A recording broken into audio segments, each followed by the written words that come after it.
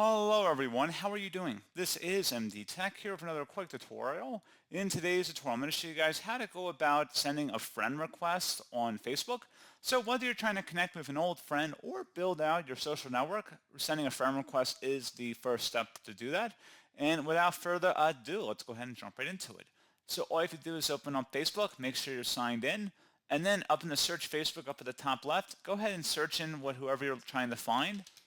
So just go ahead and search for them on here. And it should give you a location of where they're based out of on here as well. Go ahead and select their profile.